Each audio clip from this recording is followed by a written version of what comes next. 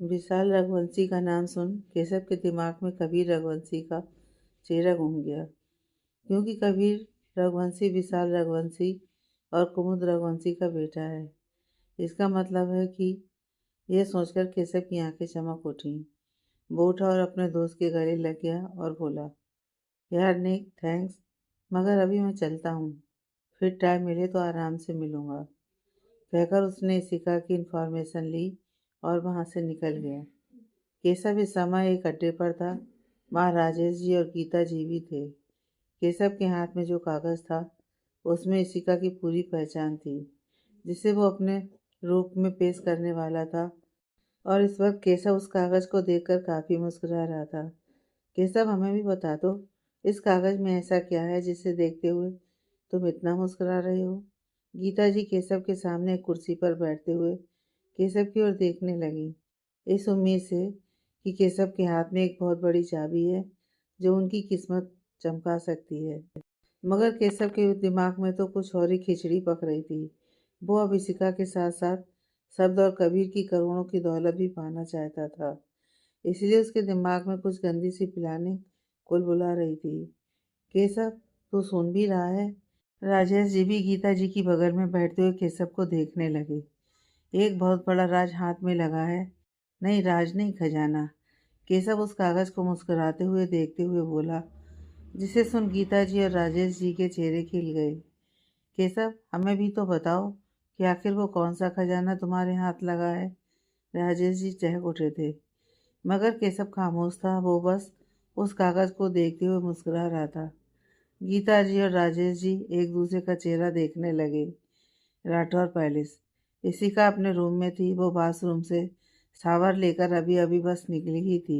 इस वक्त वो बाथरूम में थी, जो घुटने से थोड़ा ऊपर था, और उसके बाल गीले थे, जिसे वो आईने के सामने खड़ी होकर हेयर ड्रायर से अपने बाल सुखा रही थी। जब इशिका के रूम का दरवाज़ा खुला और शब्द की आंखें इशिका को बाथरूम में देखकर खुली की खुली रह गईं। शब्द दरवाजे पर खड़ा अपनी पलकें झपकाना तक भूल गया था। शब्द अपनी कोई फाइल लेने वापस आया था, लेकिन इशिका को देखते ही वो फाइल वाली बात भूल गया।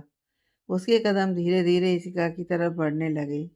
इशिका ने जब आईने में अपने पीछे खड़े शब्द को देखा तो उसकी आंखें हैरानी से बड़ी हो गईं, क्योंकि शब्द एकटक इशिका को देख रहा था, जिसे देख इशिका अपने ड्रेसिंग रूम में लगे वाले बड़े कार्टन के पीछे छुप गई और खुद को जल्दी से कवर कर लिया।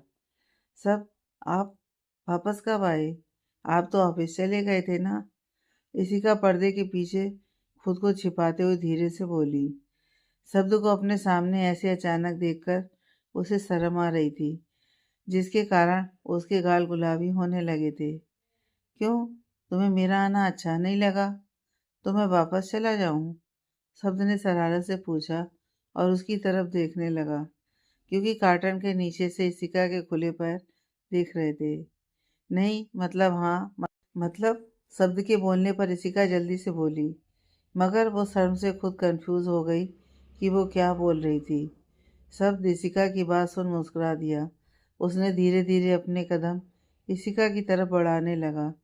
शब्द को अपनी तरफ आता देख इशिका और परेशान हो गई। वो बस शब्द से जल्दी से छुप जाना चाहती थी, क्योंकि वो जानती थी कि शब्द अब उसे और परेशान करेगा। शब्द, देखिए प्लीज आप जाइए, नहीं तो आपको ऑफिस में लेट हो जाएगी और फिर आपके बॉस से आपको डांट पड़ेगी। इशिका के बोलने पर शब्द के कदम वहीं रुक गए। उसकी एक भौहें ऊपर उठ गई। शब्द इशिका की तरफ ऐसे देख रहा था जैसे इशिका ने जो कहा हो उसे उस पर यकीन ही ना हो रहा हो। सब अपने बॉस के अंडर में कब से काम करने लग गया? जहाँ तक उसे पता था कि राठौर ग्रुप खुद उसकी कंपनी है और उस कंपनी का बॉस तो वो खुद है। तो फिर इशिका कौन से बॉस की बात कर रही है? शब्द को इस तरह अपनी ओर देखता देख इशिका को भी अपनी गलती का रियलाइज हो गया कि उसने अभी अभी क्या बोला है। वो शब्द की ओर विनती भरे भाव से देखने लगी, लेकिन शब्द ने झटके से इशिका की बाह को पकड़कर अपनी ओर खींचा, जिससे इशिका उस पर्दे समेत शब्द के ऊपर गिर पड़ी। शब्द का भी बैलेंस बिगड़ गया और साथ ही वो भी इशिका के साथ नीचे जमीन पर गिर पड़ा। सब जमीन पर गिरा था, उसके ऊपर इशिका थी और उन दोनों के बीच में वो बड़ा सा पर्दा था जिससे शब्द का चेहरा आधा ढक रखा था। शब्द के दोनों हाथ इशिका की कमर पर थे और इशिका का सर शब्द के सीने पर रखा हुआ था। इशिका की आंखें डर से बंद थीं। तभी शब्द ने अपने चेहरे से वो आधा पर्दा भी हटा दिया जिससे अब उसे इशिका का चेहरा साफ दिख रहा था। इशिका ने भी अपना सिर उठाया तो इशिका के बालों ने इशिका का पूरा चेहरा ढक रखा था, जिसे देख शब्द अपनी उंगलियों से इशिका के चेहरे को छूते हुए उसके बाल को इशिका के चेहरे से हटा दिया। दोनों एकटक एक दूसरे की आंखों में देख रहे थे। तभी शब्द के फ़ोन की रिंगटोन से शब्द और इशिका का ध्यान टूटा। इशिका ने जल्दी से शब्द के ऊपर से उठना चाहा, लेकिन तभी शब्द ने इशिका की कमर से पकड़ उसे फिर अपने ऊपर खींच लिया। सब क्या कर रहे हैं? छोड़िए मुझे, इशिका शब्द की आंखों में देखते हुए बोली। लेकिन शब्द ने नामे सिर हिला दिया कि तभी इशिका के रूम के दरवाजे पर नॉक करने की जोर से आवाज़ आने लगी। इशिका भाभी, दरवाजे पर राधिका खड़ी थी जो उसे बुलाने आई थी। राधिका, छोड़िए, देखिए, छोड़िए मुझे, राधिका आई है। जाने दीजिए, छोड़िए, इशिका शब्द को देखकर धीरे से बोली। तो शब्द नामे सिर हिलाते हुए, नहीं, पहले मुझे एक किस दो, ऑन माई लिप्स। क्या बकवास कर रहे हैं? मैं ऐसा कुछ नहीं करने वाली, छोड़िए मुझे, इशिका गुस्से से बोली। तो ठीक है, ऐसे ही मेरे ऊपर पड़ी रहो, मुझे कोई प्रॉब्लम नहीं है, शब्द भी मुस्कुराते हुए धीरे से बोला। लेकिन तभी फिर से राधिका की आवाज़ आई, इशिका भाभी, दादी माँ आपको नीचे बुला रही हैं, जल्दी आइए, कहकर राधिका चली गई। सब क्या कर रहे हैं आप? प्लीज़ छोड़िए, देखिए दादी माँ मुझे बुला रही हैं, जाने दीजिए, इशिका बिनती भरी नज़रों से शब्द को देखती हुई बोली। तो जल्दी से किस दो और चली जाओ, मैं प्रॉमिस करता हूँ रोकूंगा नहीं, शब्द ने इशिका की कमर पर अपनी पकड़ कसते हुए कहा। लेकिन सब, आप ना दिन ब दिन बहुत बेशर्म होते जा रहे हैं, मैं आपसे कह रही हूँ कि छोड़िए मुझे। तो मैं भी तो कह रहा हूँ किस दो और जाओ, वरना ऐसे ही रहो, शब्द ने कहा तो इशिका शब्द की तरफ बेचारगी से देखने लगी। अब इशिका के पास कोई रास्ता नहीं बचा था। वो झुकी और शब्द के होठों पर अपने होठ रख हल्के से छूकर उठने ही वाली थी कि शब्द ने इशिका के सिर के पीछे हाथ रख इशिका के लिप्स पर अपने लिप्स रख दिए। इशिका की आंखें यह देखकर फैल गईं। शब्द इशिका को छोड़ ही नहीं रहा था। हार कर इशिका भी उस किस में शामिल हो गई। तभी फिर इशिका के रूम के दरवाजे पर नॉक होने लगी, जिससे वे दोनों अलग हुए। शब्द ने इशिका को छोड़ दिया। शब्द की पकड़ अपने ऊपर से ढीला पाते ही इशिका जल्दी से उठ खड़ी हुई और लंबी लंबी सांसें लेने लगी। शब्द भी उठा और मुस्कुराते हुए बाहर चला गया। शब्द ने अपने रूम का दरवाज़ा जब खोला तब दरवाजे पर राहुल खड़ा था और शब्द के चेहरे को देखकर राहुल के होश ही उड़ गए थे। शब्द मुस्कुराते हुए राहुल की बगल से बाहर निकल गया। राहुल उसे बस आवाज़ ही लगाता रहा। नीचे इशिका जब तैयार होकर आई तो देखा सभी भाई ड्राइंग रूम में बैठे थे। वहीं पंडित जी भी थे जो राधिका और राहुल की कुंडली देख रहे थे। शब्द और राहुल ऑफिस के लिए निकल गए थे। पंडित जी, सब ठीक है ना? दोनों बच्चों की कुंडलियां आपस में मिल तो रही हैं ना? आशा जी ने पंडित जी की तरफ आशा भरी नज़रों से देखा। पंडित जी मुस्कुराए। आशा जी, दोनों कुंडलियां आपस में ऐसी मिल रही हैं कि जैसे दोनों एक दूसरे के लिए बने हों। दोनों में जो दोस्त दिख भी रहे हैं वो ये कुंडलियां आपस में काट रही हैं। मतलब इन दोनों बच्चों के लगभग 36 में 32 गुण मिल रहे हैं। आशा जी, मैं तो कहता हूँ कि आप इन दोनों की सगाई कल के कल ही करवा दीजिए और इन दोनों की शादी आज से 4 दिन बाद। बहुत अच्छा शुभ मुहूर्त है जिसमें इन दोनों की शादी का सबसे अच्छा संयोग है, पंडित जी ने कहा तो सबके चेहरे खिल गए। सिर्फ स्नेहा जी के यह सुनकर स्नेहा जी की आंखें भर आई थीं, जिसे इशिका और राधिका ने देख लिया था। आज का दिन राधिका की ज़िंदगी का सबसे बड़ा दिन था। आज वो बहुत ज़्यादा खुश थी। वहीं राहुल भी अपने कमरे में खड़ा मिरर के सामने अपने ऊपर शेरवानी पर शेरवानी लगाकर देख रहा था। नहीं, ये नहीं, यह कहकर राहुल ने वो शेरवानी अपने ऊपर से हटा दी। उसने दूसरी अपने ऊपर लगाकर देखी तो राहुल का और भी बुरा मुंह बन गया। इसमें तो पूरा कार्टून लगूंगा, कहकर उसे भी राहुल ने बेड पर एक किनारे पटक दिया। राहुल दूसरी शेरवानी लगाने ही जा रहा था कि उसके कमरे के दरवाजे से ही किसी के जोर जोर हंसने की आवाज़ आई। राहुल ने दरवाजे की तरफ देखा तो उसकी आंखें सिकुड़ गईं। सब हंस ले तू, अपने इस दोस्त की बेबसी पर हंस ले। एक तो वैसे मैं आज इतना नर्वस हूँ, ऊपर से सगाई में पहनने के लिए कोई ढंग की शेरवानी भी नहीं है मेरे पास, और उस पर तू हंस ले। राहुल चिढ़ता हुआ बोला तो सब और जोर जोर से हंसने लगा। तभी कबीर और पायल भी आ गए। शब्द जीजू, आप इस तरह हंस क्यों रहे हैं? और राहुल, क्या हुआ? तुम्हारे चेहरे पर 12 क्यों बजे पड़े हैं? पायल ने आते ही पूछा। पायल के पूछते ही राहुल बिफरते हुए बोला, देखो, आज मेरी सगाई है और कोई भी ड्रेस या शेरवानी मुझे समझ नहीं आ रही है, और उस पर यह साला मेरे ऊपर हंस रहा है। राहुल बिगड़ते हुए बोला तो सब एकटक राहुल को देखने लगे। शब्द का चेहरा गुस्से से तन गया। वो राहुल के सामने आकर खड़ा हुआ। उसे देख राहुल की सिट्टी पिट्टी गुमी हो गई। राहुल शब्द के चेहरे को एकटक देख रहा था। सब बात सुन, मेरा वो मतलब नहीं था। मैं तो बस मैं तो बस ऐसे ही तेरी टांग खींच रहा था। प्लीज तू गुस्सा मत कर मेरे भाई। राहुल हाथ जोड़ते हुए बोला, फिर जल्दी से अपनी आंखें मींच ली और भगवान को याद करने लगा। जीजे तेरी तो। कह शब्द राहुल के गले से लग गया। शब्द के गले लगते ही राहुल ने हैरानी से अपनी आंखें खोल ली। उसने भी मुस्कुराते हुए शब्द को कसकर गले लगा लिया। कबीर और पायल भी मुस्कुरा दिए। वहीं दूसरी तरफ केशव एक पुरानी बिल्डिंग के सामने खड़ा था, किसी का इंतजार कर रहा था। जब एक बड़ी सी गाड़ी आकर रुकी, उसमें से एक शख्स निकलकर बाहर आया, जिसने व्हाइट शर्ट ब्लैक ब्लेजर के साथ आंखों पर ब्लैक गॉगल्स लगा रखा था। मुंह से धुआं छोड़ता हुआ वो शख्स काफी जाना पहचाना सा लग रहा था। Keshav, welcome back. उस शख्स ने केशव के गले लगते हुए उसका अभिनंदन किया। रंजीत चौधरी, मुझे पूरी उम्मीद थी कि तुम मेरी मदद के लिए जरूर आओगे। आखिर तुम्हें भी तो शब्द राठौड़ से पुराना हिसाब जो पूरा करना है। केशव रंजीत चौधरी की पीठ पर धौल जमाता हुआ बोला, आगे की बात गाड़ी में बैठकर करते हैं, क्योंकि इस तरह खड़े होकर बातें करना इज नॉट सेफ। कह रंजीत चौधरी केशव के साथ गाड़ी में बैठ गया। फिर रंजीत चौधरी ने गाड़ी आगे बढ़ा दी, मगर कोई था जो उन पर बराबर नजर रख रहा था। मगर उस शख्स ने अपना सिर हिलाया और किसी को मैसेज करके वहां से उन दोनों के पीछे लग गया। रंजीत चौधरी उसे वीरान घर के अंदर ले आया, जो वो घर काफी सुनसान जगह में पड़ता था और जंगलों से काफी सटा हुआ भी था। इसी कारण वहाँ आबादी ना के बराबर थी। अंदर आओ केशव।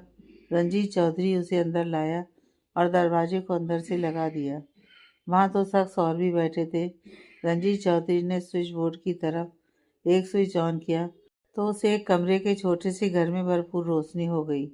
केशव ने जब उन दोनों शख्स को देखा तो उनमें से एक शख्स को देखकर केशव के होश ही उड़ गए। रंजीत चौधरी ने उसके कंधे पर हाथ रखा और कहा, रिलैक्स केशव, वो मेरी बुआ हैं, मिसेज माया जगवंत राठौर, मेरे डैड की बहन और मेरी प्यारी बुआ जी। केशव ने उन्हें देखा तो माया जी मुस्कुरा दी, और माया जी की बगल में बैठा शख्स रंजीत चौधरी का पिता मिस्टर गोविंद चौधरी था। केशव और रंजीत चौधरी उन दोनों के सामने बैठ गए। माया जी ने कहा, केशव, तुम्हें जो भी कहना है जल्दी से कहो, मुझे वापस भी लौटना है, वो शाम होने से पहले, क्योंकि आज शब्द राठौर की बहन की सगाई जो है। केशव ने मुस्कुराते हुए कहा तो तीनों उसे देखने लगे। उन तीनों को देखने पर केशव मुस्कुराया। मैं भी कोई कच्चा खिलाड़ी नहीं हूँ कि मुझे ना पता हो कि उस घर में क्या क्या चल रहा है। वो पंडित जी जो कल आपके घर आया था, वो मेरा ही आदमी था। मैंने उसे भेजा था कि आज के आज सगाई का फंक्शन रखने के लिए, क्योंकि आज शाम से ही मेरा प्लान एग्जीक्यूट होगा। हाँ, राधिका और राहुल की सगाई होगी और दूसरी तरफ इशिका मेरे पास होगी। मैं आज ही इशिका को लेकर यह शहर छोड़कर चला जाऊंगा। फिर तुम लोग उस शब्द राठौर का जो भी करना हो कर लेना, मुझे उससे कोई भी मतलब नहीं है। मुझे बस इशिका चाहिए। केशव की बात सुन तीनों के चेहरे गुस्से से तन गए। केशव, तू हमें ऐसे ही छोड़कर शहर छोड़ देगा?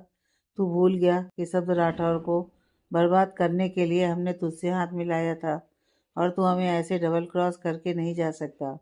देख केशव, तुझे इसी का चाहिए मिल जाएगी, लेकिन उससे पहले हम उस शब्द राठौर को बर्बाद होता देखना चाहते हैं और हमारा आखिरी दांव होगा शब्द की बर्बादी, जो राहुल और राधिका की शादी के दिन एग्जीक्यूट होगा।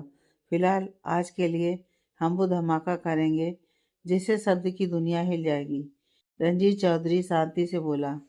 मतलब मैं कुछ समझा नहीं। केशव ने नासमझी से रंजीत चौधरी को देखा। वो तीनों मुस्कुरा उठे। शाम का वक्त, एंगेजमेंट शुरू होने से थोड़ी देर पहले राठौर पैलेस मेहमानों से भरा पड़ा था। शब्द राहुल और कबीर के साथ राहुल के रूम में था और दोनों शब्द और कबीर राहुल को सगाई के लिए रेडी कर रहे थे। राहुल ने इंडो वेस्टर्न कुर्ता पहना था, उस पर राशि ब्रोच काफ़ी जच रहा था। शब्द और कबीर ने भी इंडो वेस्टर्न सूट पहना हुआ था और वो दोनों काफ़ी हैंडसम लग रहे थे। राहुल अब भी नर्वस हो रहा था। रिलैक्स राहुल, आज तेरी सगाई है। ऐसे सड़े हुए टमाटर जैसी शक्ल के साथ सगाई करेगा? कबीर ने राहुल के कंधे पर हाथ रखते हुए कहा। हाँ तो क्या करूँ मैं? राहुल इधर उधर टहलता हुआ बोला। तू ना पहले आंखें बंद कर और गहरी सांस ले और फिर राधिका का मुस्कुराता हुआ चेहरा याद कर। तेरी सारी नर्वसनेस राधिका को याद करते ही छू हो जाएगी। कबीर ने मुस्कुराते हुए कहा तो राहुल के चेहरे पर मुस्कान आ गई। राहुल, तू अपनी राधिका को याद कर, मैं अपनी इसी के पास जाता हूँ। देखूँ तो मेरी इसी आज कैसी लग रही है। कह शब्द जल्दी से निकल गया। शब्द के निकलते ही कबीर को भी पायल को देखने का मन होने लगा, तो वो भी राहुल के रूम से जल्दी से निकल गया। राहुल ने उन दोनों को जाते देखा तो मन में बोला, कमीने दोस्त। फिर मुस्कुराते हुए वो भी अपने कमरे से निकल गया। शब्द अपने रूम में आया तो देखा एसी का अपने लहंगे का पीछे से हुक बंद करने की कोशिश कर रही थी, जो उससे बिल्कुल भी बंद नहीं हो रही थी। शब्द धीमे धीमे कदमों से एसिका की तरफ बढ़ने लगा। एसिका अभी अपने हुक से जूझ रही थी जब अचानक उसके जूझते हाथ अपनी जगह पर रुक गए। शब्द की उंगलियां एसिका की खुली पीठ पर फिसल रही थीं, जिससे कि एसिका को सिरन महसूस हो रही थी। शब्द नीचे झुका और अपने होंठ से एसिका की खुली पीठ पर रख उसे कसकर चूम लिया। शब्द के होंठ रखते ही एसिका की धड़कन बढ़ गई और ना चाहते हुए भी उसकी आंखें बंद हो गईं। शब्द ने धीरे से एसिका की ब्लाउज का हुक पीछे से लगा दिया। फिर खड़े होकर एसिका की गर्दन पर भी अपने होंठ रख पीछे जूड़े बने बालों को उसकी पूरी पीठ पर लहरा दिया, जिससे एसिका की खुली पीठ एसिका के बालों से ढक गई। इसी, तुम खुले बालों में काफ़ी अच्छी लगती हो, कहकर इसिका के कान के पीछे शब्द ने धीरे से चूम लिया। शब्द के चूमते ही इसिका पलटकर शब्द के सीने में छुप गई, जिसे देख शब्द मुस्कुरा दिया और उसे अपनी बाहों में भर लिया। वहीं दूसरी तरफ कबीर भी एक कमरे में अंदर आया तो देखा पायल अपने लहंगे पर दुपट्टे को सेट कर रही थी, जब पायल की उंगली में सेफ्टी पिन धंस गई, जिससे पायल के मुंह से एक आह निकल गई। पायल की आह सुन कबीर, जो अब तक पायल को दरवाजे से खड़ा निहार रहा था, भागता हुआ आया और पायल को डांटते हुए उसकी उंगली को अपने मुंह में रख लिया। पायल, तुम कोई भी काम ढंग से नहीं कर सकती, कह कबीर पायल की उंगली चूसने लगा। पायल मुस्कुराते हुए कबीर को देख रही थी। हल्की सी लगी थी, पायल ने मुस्कुराते हुए कहा तो कबीर गुस्से से पायल को देखने लगा। पायल, तुम्हारी यह हल्की फुल्की चोट भी तुम्हारे मामले में मेरे लिए सबसे बड़ी है, समझ गई? और आइंदा से ये सेफ्टी पिन तुम यूज़ नहीं करोगी, कबीर ने कहा और गुस्से से सेफ्टी पिन लेकर उसे ज़मीन पर फेंक दिया, जिसे देख पायल की मुस्कान और बड़ी हो गई। कबीर ने पायल को मुस्कुराते हुए देखा तो चिढ़ गया। क्या है? कुछ नहीं, नहीं कुछ नहीं, पायल ने कहते हुए सिर हिला दिया तो कबीर मुंह फेर कर खड़ा हो गया। पायल मुस्कुराते हुए, सच में कबीर, जब तुम मेरी इतनी परवाह करते हो तो मुझे तुमसे और भी ज़्यादा प्यार हो जाता है, कह पायल कबीर के गाल पर अपने होंठ रखने को हुई कि तभी कबीर ने अपना चेहरा पायल की तरफ मोड़ दिया, जिससे कबीर और पायल के होंठ आपस में टच हो गए, जिससे महसूस कर पायल पीछे होने को हुई ही थी कि कबीर ने उसकी कमर पर हाथ रख उसे अपनी तरफ खींचा और फिर पायल के होंठ पर अपने होंठ रख दिए। वहीं राधिका के कमरे में राधिका रेडी होकर अपने कमरे में बैठी हुई थी और राहुल और अपनी सगाई के बारे में सोचते हुए मुस्कुरा रही थी। जब राधिका के कमरे का दरवाज़ा खुला, राहुल धीरे कदमों से राधिका की ओर बढ़ गया था। जब राधिका ने भी राहुल की तरफ देखा तो राहुल के कदम वहीं रुक गए। राहुल की नज़रें राधिका के ऊपर ही अटक कर रह गईं और राहुल को इस तरह खुद की तरफ देखता देख राधिका की भी नज़रें शर्म से झुक गईं। उसके चेहरे का नूर बढ़ गया था। राहुल ने धीरे धीरे अपने कदम राधिका की तरफ बढ़ाने लगा, जिसे देख राधिका की हार्ट बीट एकदम से बढ़ गई। वो पलटती इससे पहले ही राहुल ने उसकी कलाई पकड़ खुद की तरफ झुका दिया। राधिका का सिर राहुल के सीने से लग गया था।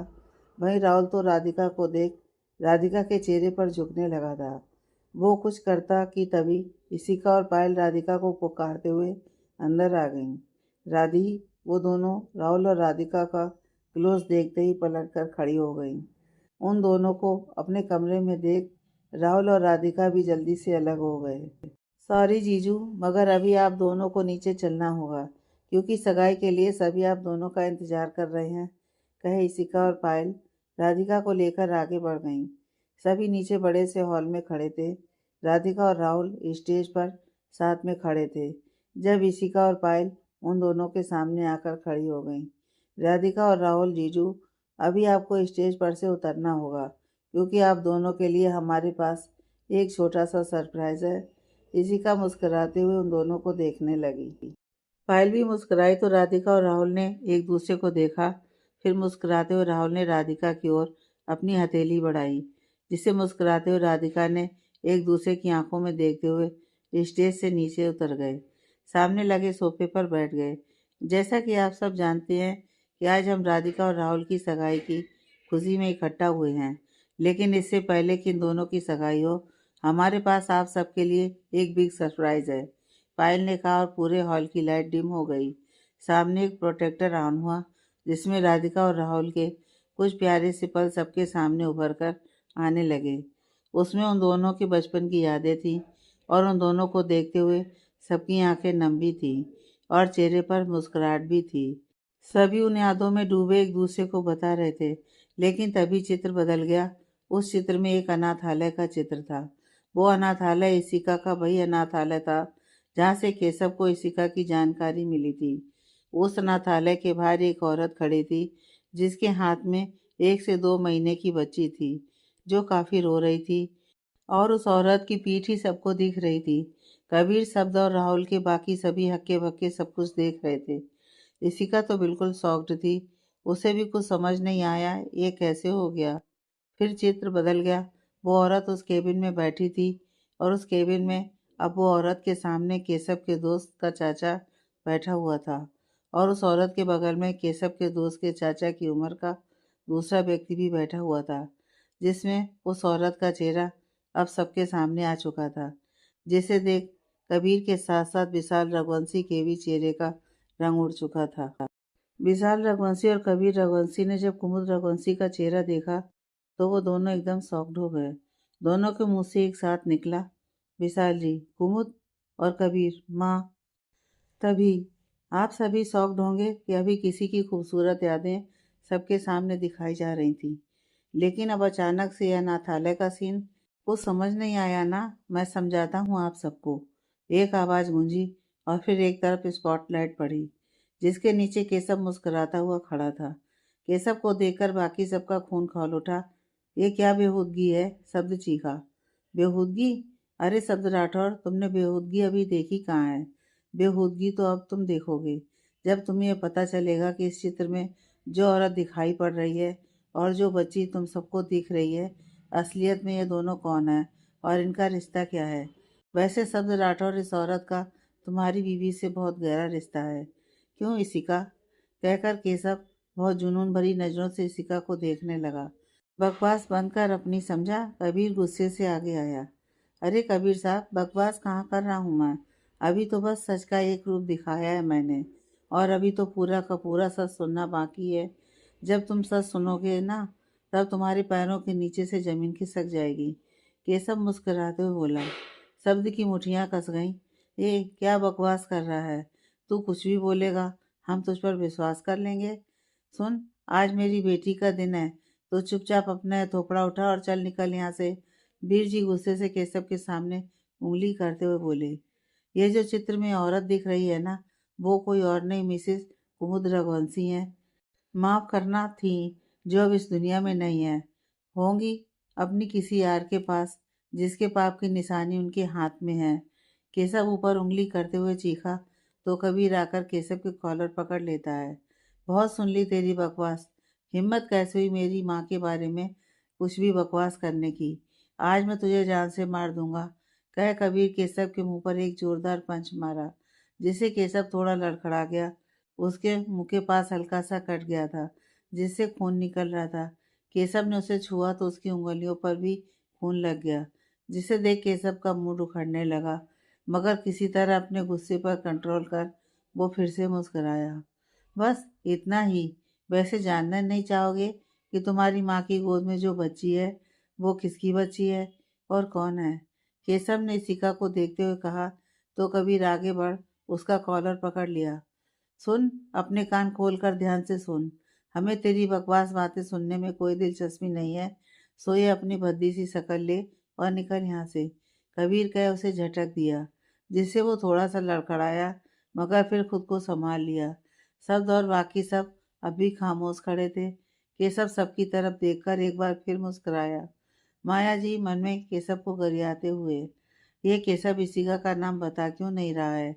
जी तो करता है अभी जाकर इसका गला ही दबा दूं। जिस काम के लिए आया है वो तो काम कर ही नहीं रहा, उल्लू का पट्टा।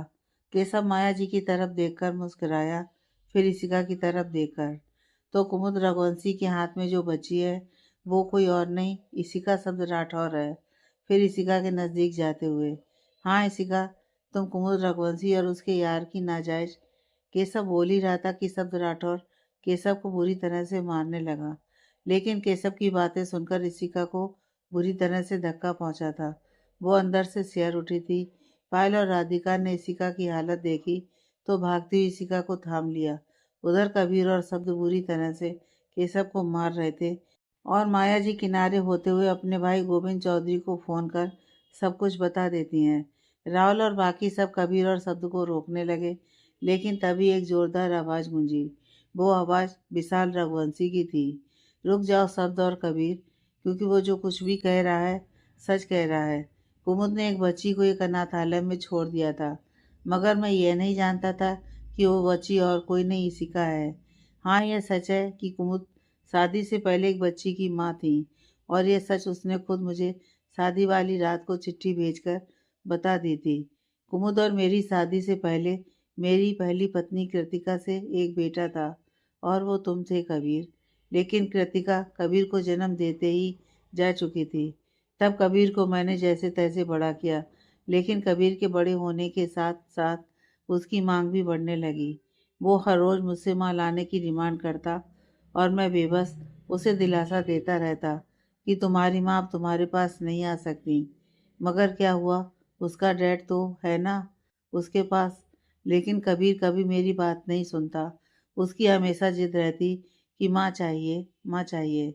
कबीर को 6 साल का होने में बस 3 दिन बाकी थे। 3 दिन बाद उसका जन्मदिन था।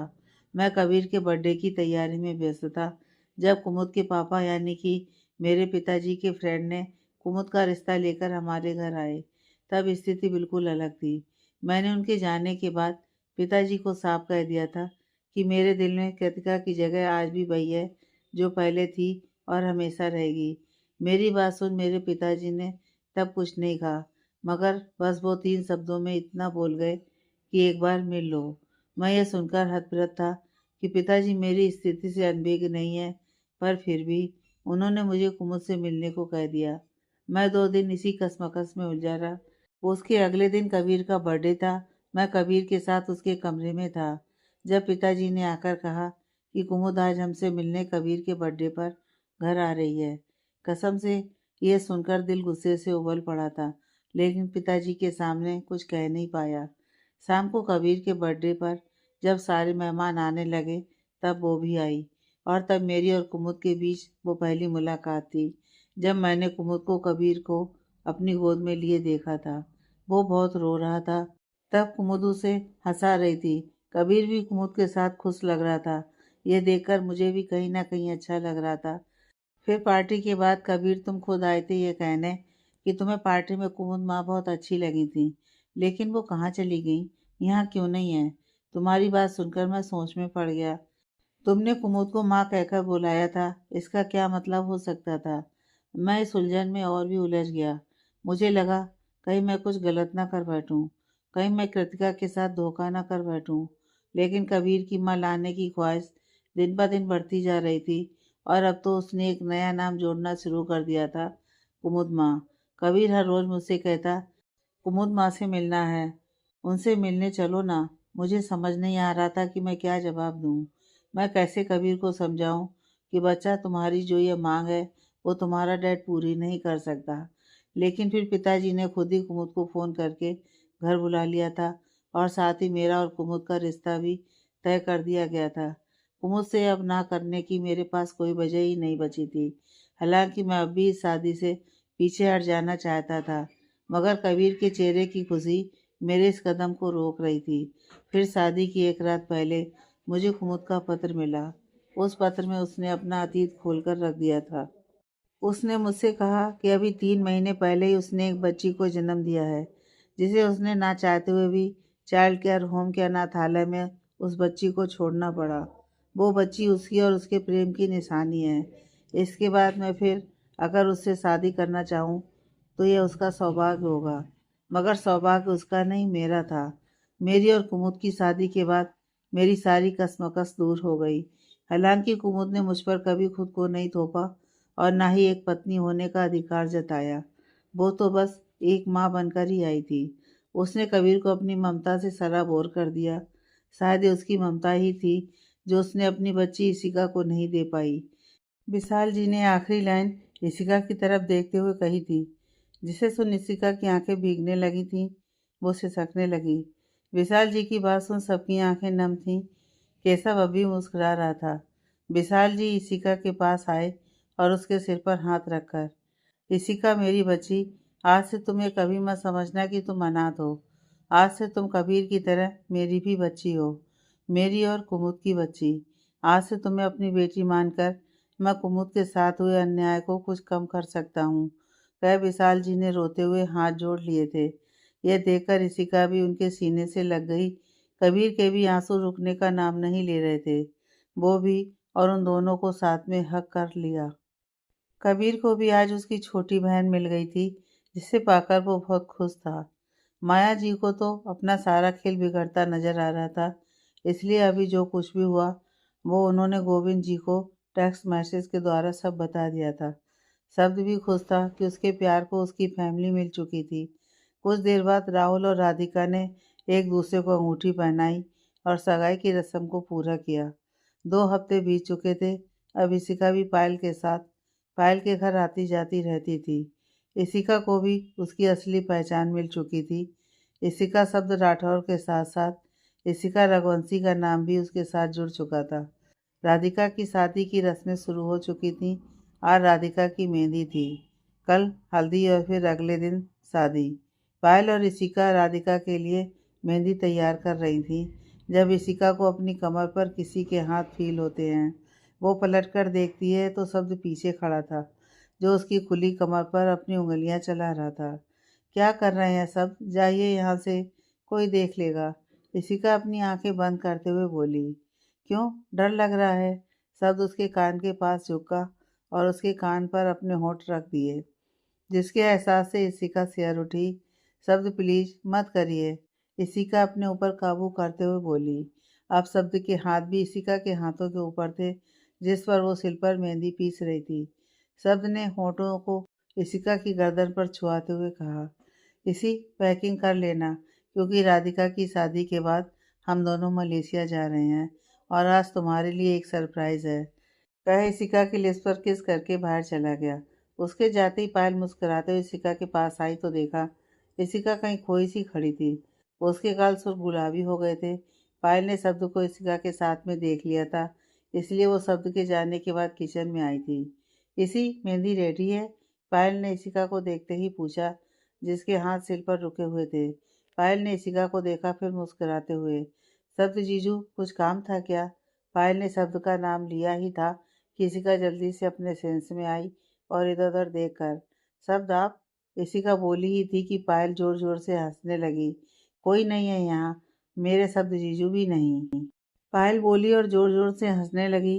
तभी स्नेहा जी किचन में आई तो बोली, लड़कियों मेहंदी पिसी या नहीं? हो गई चाची माँ, ला ही रही थी, इशिका बोली और मेहंदी एक बाउल में निकालने लगी। पायल बस इशिका की बात सुन मुस्कुरा दी। चाची जी, मैंने भी मेहंदी आगे रख दी है, पायल बोली और इशिका के साथ बाहर निकल गई। मेहंदी वालियों ने एक एक करके सबके हाथ अपने हाथ में ले लिए और उन पर मेहंदी लगाने लगी। दूसरी तरफ माया जी, गोविंद जी और रंजीत जी के साथ फार्म हाउस पर थीं। तीनों ही बहुत गुस्से में थे। जब केशव अंदर आया, वो भी बहुत गुस्से में था, क्योंकि अभी तक इशिका उसे मिली नहीं थी।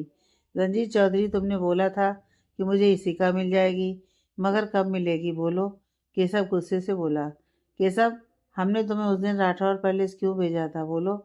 इसलिए ना कि तुम इशिका की बेइज्जती कर सको, ये बताने के लिए कि इशिका किसी की पाप की निशानी है। लेकिन तुमने क्या किया?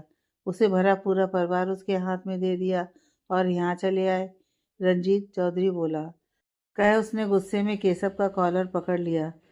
तो क्या करता मैं, वो साला बुड्ढा बीच में आ गया। विशाल रघुवंशी ने तो सारा खेल ही पलट कर रख दिया। केशव भी गुस्से से बोला। रंजीत, केशव सही बोल रहा है, छोड़ो उसे, गोविंद जी बोले तो रंजीत ने उसे छोड़ दिया।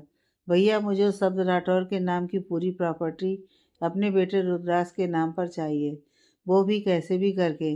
माया जी बोली, वो तो जरूर होगा बहना, बस 2 दिन का इंतजार और। राधिका की शादी के दिन बाजी भी हमारी होगी और उसका मोहरा भी हमारे कब्जे में होगा। गोविंद एक तरफ देखते हुए मुस्कुरा रहा था। उसके दोनों हाथ उसकी पैंट के जेब में थे और बाकी तीनों गोविंद चौधरी को देख रहे थे। ऐसे ही मेहंदी और हल्दी का भी दिन बीत जाता है। राजेश जी और गीता जी शहर छोड़कर ही जा चुके थे। अब उन दोनों को केशव और रंजीत चौधरी और ना ही इसी का किसी से भी मतलब नहीं था, क्योंकि उन दोनों को भी पता चल चुका था कि इशिका किसकी बेटी है। और तो और, अब तो कबीर रघुवंशी के साथ विशाल रघुवंशी का भी नाम जुड़ चुका था। कबीर की बुआ जी अनुश्री और आयुष को लेकर वापस चली गई थी। हालांकि अनुश्री कबीर को पाने के लिए पागल हो चुकी थी, लेकिन यामिनी जी के जोर देने पर उसे मन मारकर वापस जाना पड़ा था।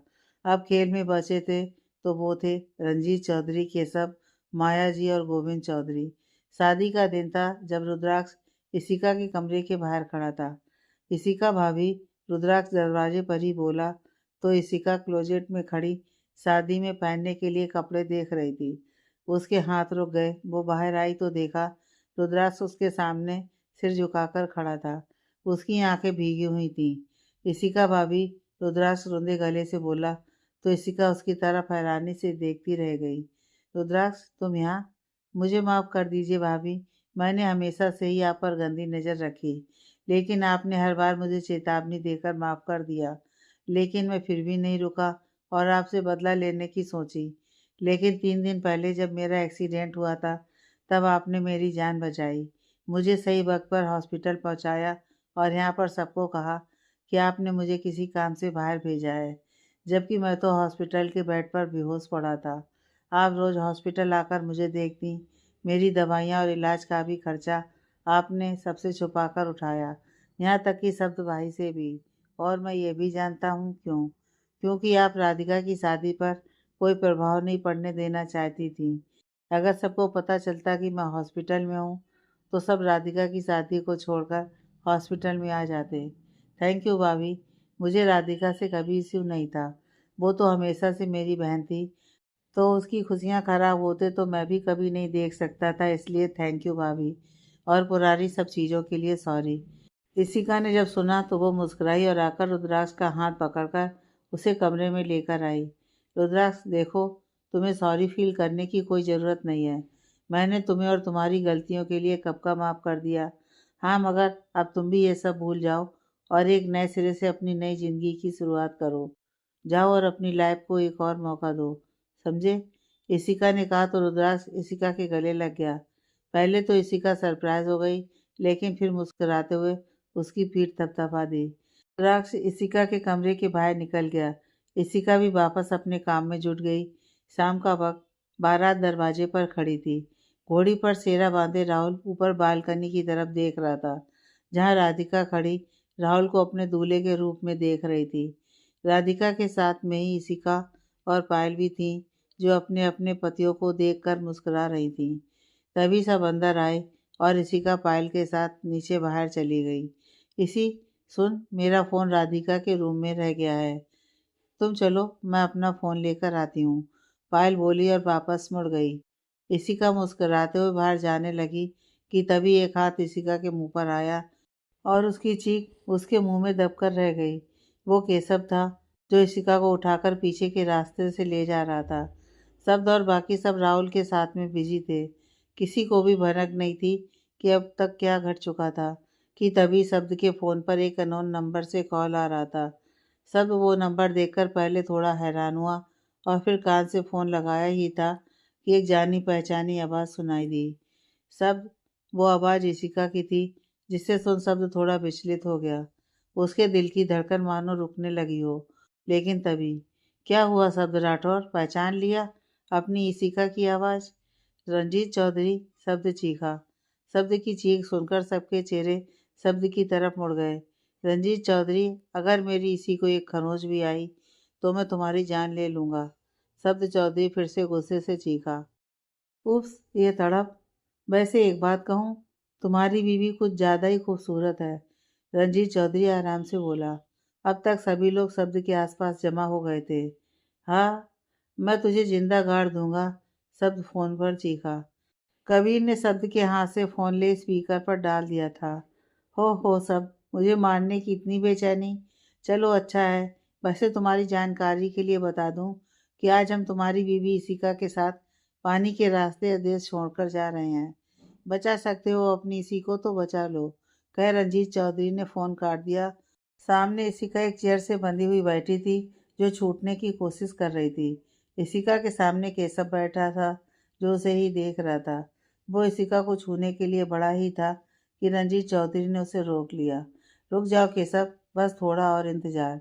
बस एक बार शब्द यहाँ आ जाए, फिर मैं, तुम, डैड, बुआ और शब्द की पूरी प्रॉपर्टी के साथ साथ तुम्हारी इशिका को लेकर ये देश छोड़कर बहुत दूर चले जाएंगे।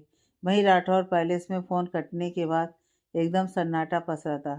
कबीर और शब्द काफ़ी गुस्से में थे। पायल तो काफ़ी देर से कमरे में बेहोश पड़ी थी। जब से उसे पता चला था कि इशिका को रंजीत चौधरी और केशव ने अगवा कर लिया है, तभी पायल भी चक्कर खाकर नीचे गिर गई थी। इस वक्त पायल के पास स्नेहा जी और राधिका थी। आशा जी मंदिर में इशिका की सलामती की प्रार्थना कर रही थी। शब्द, वहाँ दो बंदरगाह हैं, एक जेके बंदरगाह और दूसरा किंग 21। हम एक काम करते हैं, इन दोनों बंदरगाह पर जाकर देखते हैं। इशिका को वो इन्हीं दो बंदरगाह से होते हुए लेकर जाएगा, राहुल बोला। लेकिन राहुल, जेके बंदरगाह पर अभी 2 हफ्ते से कुछ काम चल रहा है, इसलिए सरकार ने वो जगह कुछ दिनों के लिए बंद कर दी है, कबीर बोला। तब तो वो किंग 21 से ही होकर जाएगा। मैं उस रंजीत चौधरी और केशव को छोड़ूंगा नहीं, कह शब्द बाहर निकल गया। उसके पीछे बाकी सब भी निकल गए। राधिका भी इशिका के लिए परेशान थी।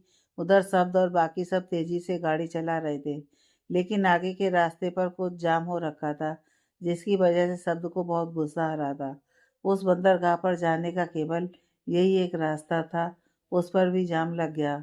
पता चला कि वहाँ कोई एक्सीडेंट हो रखा है, इसलिए पुलिस ने उस रास्ते पर आवाजाही रोक दी थी।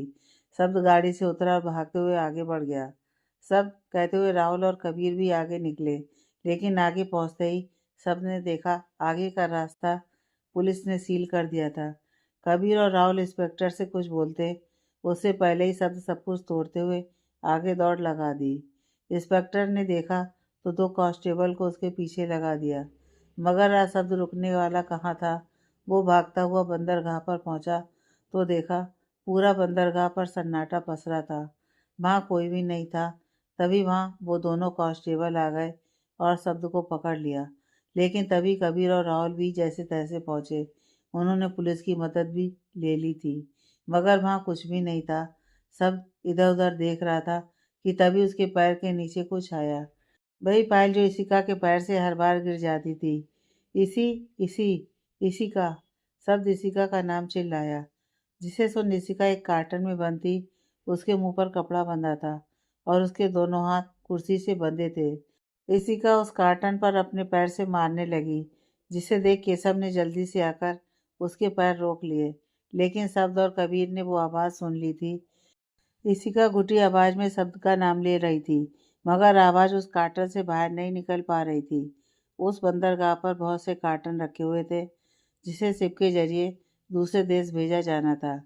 शब्द इशिका इन्हीं किसी कार्टन में है। कबीर उसके नज़दीक आता हुआ बोला। सब अब हर तरफ देख रहा था। उसके कदमों की आवाज़ उस कार्टन में बैठे सभी लोग साफ सुन पा रहे थे कि तभी अचानक शब्द रुका और मुड़कर उस कार्टन का दरवाज़ा खोल दिया। लेकिन वो खाली था। इशिका, शब्द एक बार फिर चीखा। इशिका, यहाँ है शब्द राठौर। आवाज़ की तरफ शब्द ने देखा तो वो चारों एक सिप पर खड़े थे।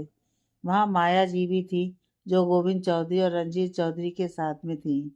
छोड़ दो मेरी इसी को, शब्द बोला। छोड़ दूंगा, मगर बस तुम्हारे इन पेपर्स पर साइन करने के बाद, गोविंद चौधरी बोले। क्या है इन पेपर्स में? राहुल ने पूछा। यही कि तुम अपनी सारी प्रॉपर्टी रुद्राक्ष और हमारे नाम कर रहे हो। तो यहाँ आकर साइन करो, इशिका को ले जाओ। माया जी मुस्कुराते हुए बोली। नहीं सब, तुम ऐसा नहीं करोगे, कबीर आगे आकर बोला। सॉरी कबीर, मगर मैं अपनी इसी के लिए अपनी जान भी दे सकता हूँ। तो ये प्रॉपर्टी क्या चीज़ है? कह शब्द आगे बढ़ गया। इशिका रोते हुए नामे से हिला रही थी कि तभी केशव ने शब्द के पैरों के पास गोली चला दी। यह देखकर इंस्पेक्टर भी हरकत में आ गए और वो भी उन पर शूट करने लगे। शब्द तेजी से इशिका की तरफ बढ़ा। सभी एक दूसरे पर शूट कर रहे थे। कबीर और राहुल भी शूट कर रहे थे। बस शब्द इशिका तक पहुंच चुका था और उसे ले एक तरफ चला गया। इसी बीच इंस्पेक्टर की गोली उनके एक आदमी को लग गई, जो सीधा पानी में गिर गया। केशव ने इशिका को वहां न पाकर इशिका को ढूंढने लगा, लेकिन तभी उसे कबीर की गोली सीधा उसके दिल पर जाकर लगी और वो वहीं नीचे गिरकर मर गया। रंजीत चौधरी ने केशव को मरा देखा तो उसका गुस्सा बाहर हो गया, क्योंकि उसकी गलती की वजह से उन सबके रचे रचाए खेल पर पानी फिर गया था। तभी माया जी को भी गोली लगी और वो भी वहीं मर गईं। माया, गोविंद जी चीखे और माया जी की तरफ दौड़े, लेकिन रंजीत चौधरी ने उन्हें रोक दिया। चलिए डैड। नहीं रंजीत, आज मैं इन सबको नहीं छोड़ूंगा। आज इन्होंने माया को मारकर अपनी मौत बुलाई है। कह वो आगे बढ़े और राहुल इशिका को अपनी तरफ कर उसके सिर पर गन पॉइंट कर दी। सब वहीं रुक गए। सभी, अगर इस लड़की की सलामती चाहते हो तो वहीं रुक जाओ और सब इन पेपर्स पर साइन करो। यह सुन रंजीत चौधरी मुस्कुराया। वाह डैड, आपने तो पूरी बाजी ही पलट दी। शब्द चल, अब तो अपने घुटने पर आ और इन पेपर्स पर साइन कर। रंजीत चौधरी ने कहा ही था कि तभी इशिका ने अपने पैर से गोविंद चौधरी के पैर पर जोर से मारा, जिससे उनकी इशिका पर से पकड़ छूट गई और इशिका भागते हुए शब्द के गले लग गई कि तभी गोविंद चौधरी ने शब्द के ऊपर बंदूक तान दी। वो गोली चलाते, इससे पहले रुद्राक्ष ने उन पर गोली चलाकर उन्हें मार दिया। सबने मुड़कर रुद्राक्ष की तरफ देखा तो वो वहीं खड़ा गोविंद जी की तरफ बंदूक ताने खड़ा था। तभी रंजीत चौधरी ने जब अपने डैड को मरा हुआ देखा तो उसने गन उठाकर इशिका पर चला दी। वो उसे लगती उससे पहले ही शब्द की पीठ पर वो गोली जाकर लग गई। शब्द शब्द को गोली लगते ही इशिका की चीख निकल गई, जिससे सुन सबने शब्द की तरफ देखा। उधर रंजीत चौधरी जैसे ही दूसरी बार इशिका पर गोली चलाने वाला था कि उससे पहले ही कबीर ने उसे शूट कर दिया और उसे गोली लगते ही रंजीत चौधरी पानी में गिर गया। सब हॉस्पिटल में ओटी में था। उसका काफ़ी खून बह चुका था। इधर इशिका भी शब्द की गोली लगते ही बेहोश हो गई थी, इसलिए वो हॉस्पिटल में एडमिट थी। सभी घर वाले हॉस्पिटल आ चुके थे। तभी वो लेडी डॉक्टर जो इशिका को चेक कर रही थी आकर बोली, बधाई हो, इशिका माँ बनने वाली है। यह सुनकर सभी घर वालों में खुशी की लहर दौड़ पड़ी। सभी भगवान का शुक्रिया अदा करने लगे। तभी कुछ देर बाद ओटी का भी दरवाज़ा खुला तो डॉक्टर बाहर आए। घबराने की कोई बात नहीं है, शब्द राठौर खतरे से बाहर है। अभी सो रहे हैं, आप सब उनसे मिल सकते हैं, कह डॉक्टर वहाँ से चले गए। डॉक्टर के जाने के बाद सभी शब्द से मिलने अंदर पहुँचे। शब्द को भी इशिका की माँ बनने की खबर दे दी गई थी। ऐसे ही दिन बीत रहे थे। इशिका को हॉस्पिटल ज़्यादा आने नहीं दिया जाता था, इसलिए उन सब ने शब्द को ही घर ले आए थे। शब्द भी अब रिकवर हो रहा था। उधर पायल ने भी माँ बनने की गुड न्यूज़ सबको दे दी थी। ये जानकर कि अब दो दो नन्ही किलकारी गूंजेगी, ये सोचकर घर वालों की खुशी का ठिकाना ही नहीं था। शब्द के ठीक होते ही राहुल और ऋषिका की भी शादी करवा दी गई थी। अब उन सबकी लाइफ में सब कुछ ठीक हो चुका था। दी एंड।